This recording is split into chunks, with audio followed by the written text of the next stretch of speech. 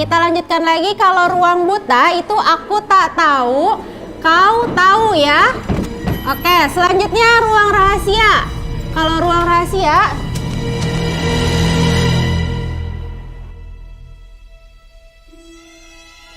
oke, kalau ruang rahasia aku tahu.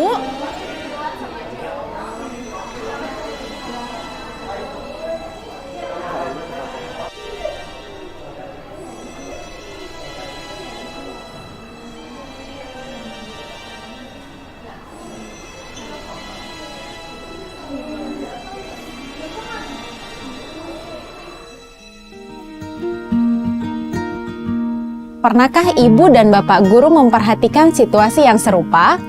Atau apakah ibu dan bapak baru menyadari bahwa situasi tersebut mungkin saja dialami peserta didik di lingkungan satuan pendidikan kita? Apabila ibu dan bapak menemukan situasi serupa di satuan pendidikan, apa yang akan ibu dan bapak lakukan? Salah satu isu sosial yang sering terjadi di kalangan peserta didik, khususnya usia remaja atau jenjang sekolah menengah pertama dan sederajat, adalah perundungan. Perundungan bukan isu sepele, yang bisa terselesaikan dengan cepat setelah perundungan terjadi. Isu ini seharusnya bahkan tidak terjadi di satuan pendidikan kita, atau dimanapun di situasi sosial. Lalu apa yang bisa kita sebagai guru bimbingan konseling, wali kelas, atau satuan pendidikan lakukan? Hal pertama yang perlu kita lakukan sebagai pendidik adalah memetakan dan menganalisis kebutuhan peserta didik agar kita dapat memberikan layanan dasar yang tepat sesuai kebutuhan. Untuk memetakan kebutuhan peserta didik, yang pertama perlu dilakukan adalah menentukan aspek atau hal apa yang ingin kita ketahui. Lalu kita menentukan cara atau metode yang akan kita gunakan untuk mengumpulkan informasi. Dalam kasus perundungan, aspek yang utama yang perlu diperhatikan adalah perilaku peserta didik. Jam istirahat seringkali menjadi waktu untuk peserta didik berkegiatan tanpa diawasi oleh orang dewasa. Dan ini menjadi kesempatan terjadinya konflik sosial di antara peserta didik. Sebagai guru BK, saya bisa menggunakan waktu istirahat seperti ini untuk mengamati perilaku dan interaksi sosial peserta didik di luar konteks kelas. Coba kita lihat anak-anak yang sedang bermain basket. Mereka terlihat sesekali tertawa dan saling berkomunikasi, baik secara verbal maupun dengan bahasa tubuh. Bahkan, ikut mengapresiasi saat lawannya berhasil mencetak angka. Di sini terlihat mereka memahami peran masing-masing dan saling mengapresiasi keberhasilan temannya. Sekarang, kita perhatikan anak-anak di pinggir lapangan. Ekspresi dan sorotan mata mereka tampak tidak suka. Bahasa tubuh yang membusungkan dada, bertolak pinggang, melipat tangan di dada, menunjukkan sikap ingin menonjol. Perhatikan arah mata mereka. Mereka tampak melihat ke arah pemain yang berhasil mencetak angka tadi.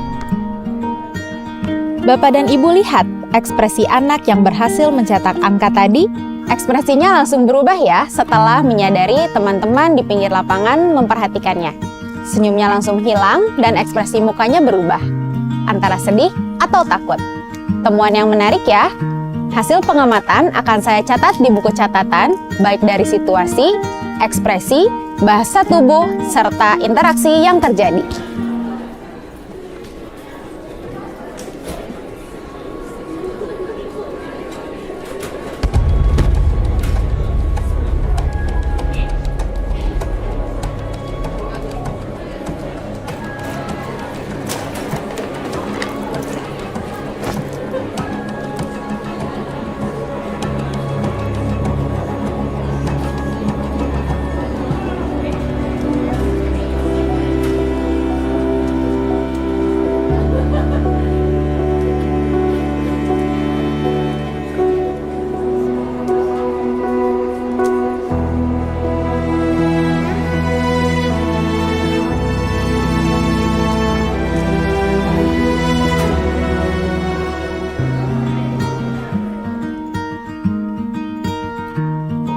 Situasi seperti tadi bila dibiarkan bisa menjadi lebih buruk. Halim terlihat kesakitan di bagian belakang kepalanya. Maka dari itu, Halim membutuhkan layanan individual, yaitu layanan responsif, untuk membantu Halim menghadapi masalahnya. Namun, untuk mencegah situasi ini terjadi pada peserta didik lain, satuan pendidikan perlu membuat kegiatan layanan dasar mengenai perundungan. Dari situasi tadi, kita dapat mengetahui bahwa ada 3 pihak yang terlibat, yaitu pelaku, korban, dan bystander atau penonton. Pertanyaannya, apakah peserta didik kita tahu apa itu perundungan? Siapa saja pihak yang terlibat? Dan apa yang harus ia lakukan di situasi tersebut? Selain pengamatan atau observasi, kita dapat menggunakan survei atau kuesioner untuk mendapatkan informasi dari lebih banyak peserta didik. Kita perlu menyusun pertanyaan yang tepat untuk bisa mendapatkan informasi yang kita inginkan dari survei atau kuesioner.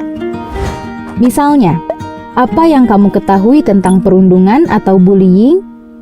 Orang seperti apa yang menurutmu rentan menjadi pelaku perundungan, korban perundungan?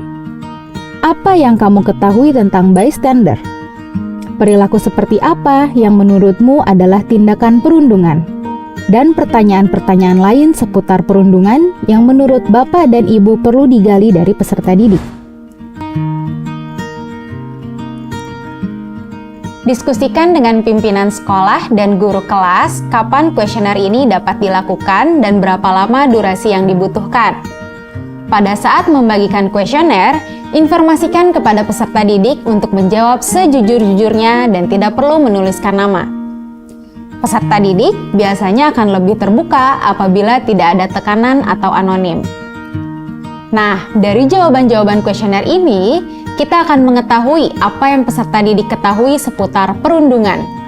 Data tersebut dapat kita gunakan untuk menentukan program selanjutnya.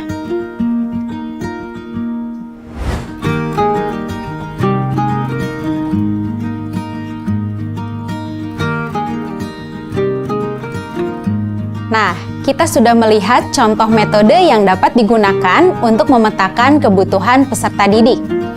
Data yang telah dikumpulkan, lalu diolah, dianalisis, dan diinterpretasi oleh guru bimbingan konseling untuk memperoleh identifikasi kebutuhan, masalah, dan konteks program yang tepat. Hasil identifikasi ini dapat kita gunakan untuk menyusun rencana program dan rencana aksi selanjutnya. Sekarang, bagaimana cara menyusun rencana layanan dasar sesuai kebutuhan?